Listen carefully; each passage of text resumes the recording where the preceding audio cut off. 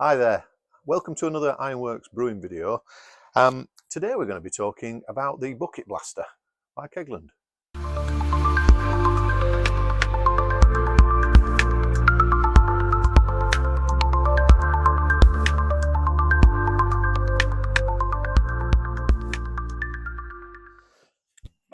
Yeah, so I've had the Bucket Blaster for probably about 6-8 weeks. I used to clean all my fermenters and kegs and stuff like that. I used to do that manually.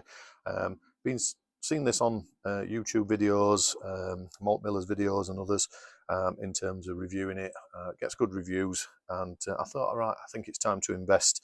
And I must say, I'm pretty impressed with the outcome.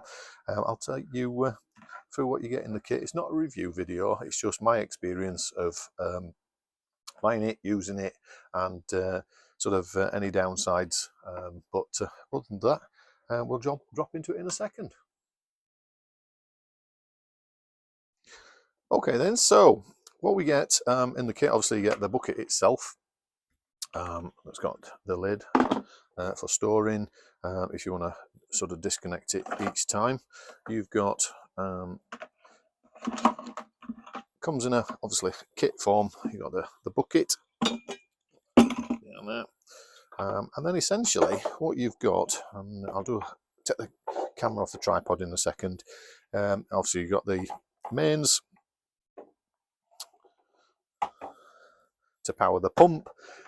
It's like a pond pump type arrangement, and yeah, if I bring the camera over, you'll be able to see that a little bit better. Okay, so we start obviously with the plug. So it's a UK plug. I'm a bit fastidious with this kind of stuff, but please do check that it's got the right fuse in. The cable's 3-core. Is it 3-core? Yeah, 3-core, 0.75 millimeter. When I opened it and had a look, it had got a 13 amp fuse in there, which is not good. So I've swapped that to a 3 amp fuse.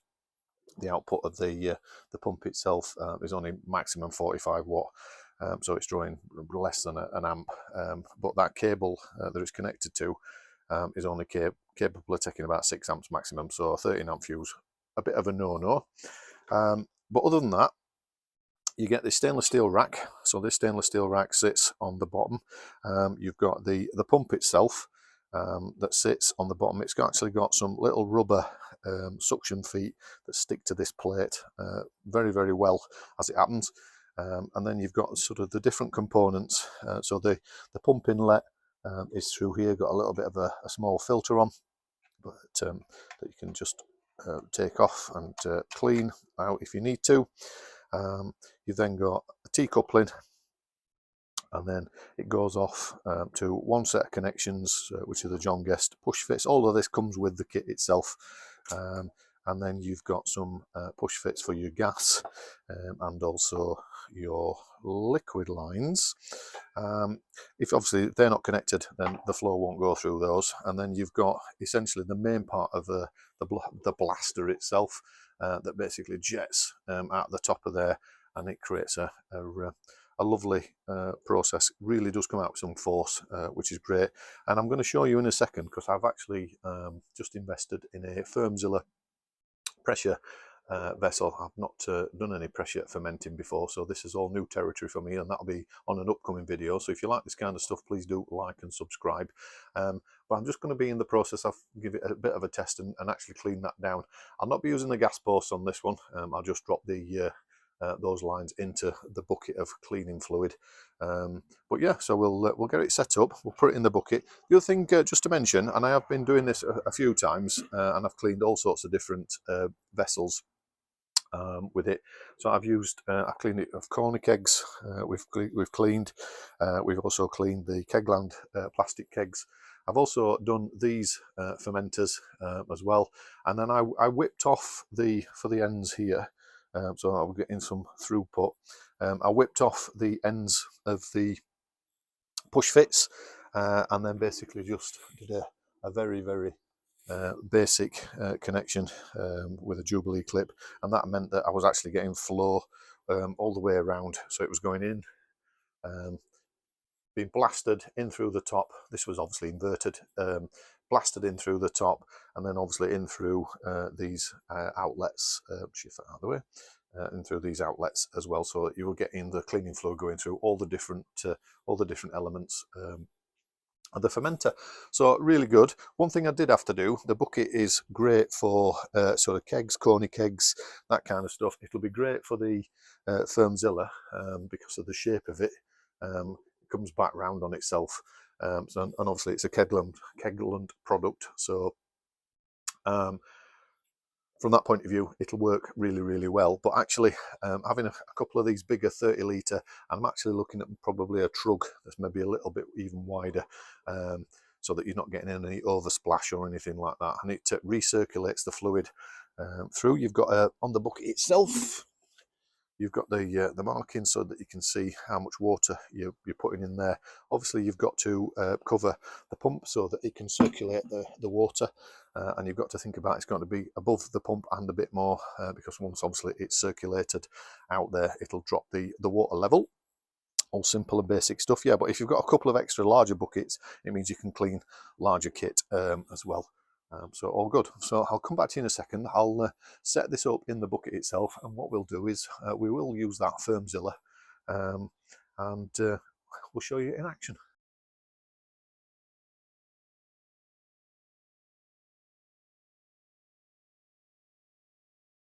Okay, so we've weighed out our cleaning solution. I tend to use VWP, dual purpose cleaner and sterilizer.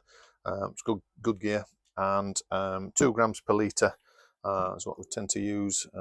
It's brand new, so it doesn't need deep cleaning. I'm just going to tip this into you tend to use warm water, so I've gone for straight out of the hot water tap in there, and it'll be about 50 degrees. I'll just check it before we start. I'll tip that in, and then I'll make sure that it's fully dissolved by giving it a bit of a squirt through with this. I'll bring it up to the 10 litres.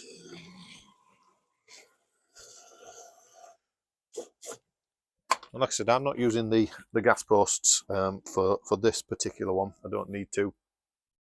But I could connect those quite easily onto either of those two. And then for the corny kegs, it's great. You just tip them upside down, you connect your gas, and it's cleaning through all of those lines, as well as which can, the corny kegs, particularly with the dip tubes, can be a bit of a pain. I might actually, after, in fact, no, shall we connect that? We'll connect this, because it's got the, okay, so we've got the lid ready. I will connect the actual gas post. It can be circulating in there anyway. We'll just check a quick temperature of what the water is. 46.2 degrees. That's pretty good. I'll give that a wipe in a second. So, see, all this stuff comes with the Firmzilla, so we'll connect that up. So we've got our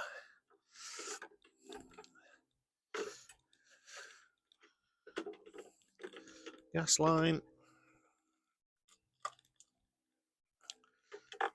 and we've also got our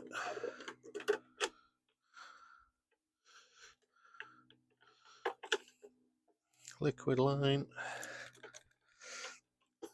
We'll just drop those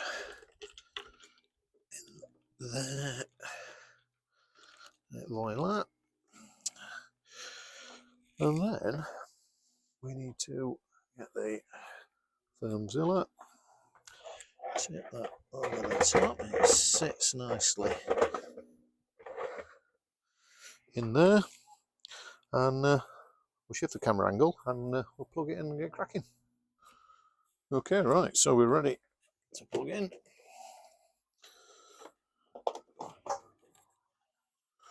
And there you go. So as you can see, circulating nicely, and dropping in. So I'll leave that running for 15-20 minutes, and the gas posts are connected there, dropped in, so that's cleaning through the gas, and also through the liquid lines, and giving them a good clean and a sanitize. Okay, so that's this timer up. That's 30 minutes, so it's had a good old clean and sanitize. I'm going to swap this over now. I'm going to switch it off, disconnect it, lift off the, I'll take the base so it doesn't roll about. Take the base out, and then we'll be rinsing that down. But actually, what I'll do is, being as I've got a corny keg that's empty, I'll just show you the process of that one as well. Virtually identical, but as you can see, the corny keg will connect up quite nicely, and might as well, whilst it's there, give that a clean and a sanitize at the same time. Okay, so we'll put this just here, turn off the power. Perfect. See, it's a Kegland product. It fits absolutely perfectly. This is the Fermzilla. I think it's got, is it the general purpose one? It's 30 litre. So we'll give that a rinse in a second. In there as well, we've got our lid that's gone through the clean. There's the gas. There's a liquid line. And I'll give that a good rinse in a second. But just in terms of your corny keg, so here's your corny keg.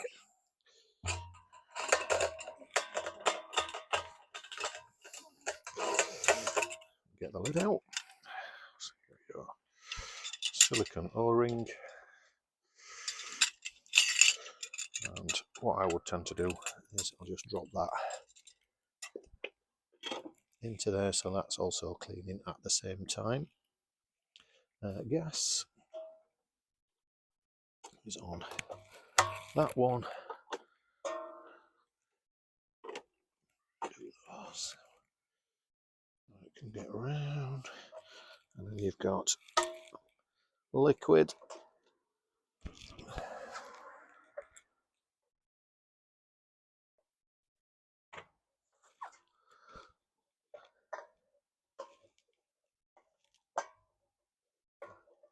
Swizzle those out of the way, like so.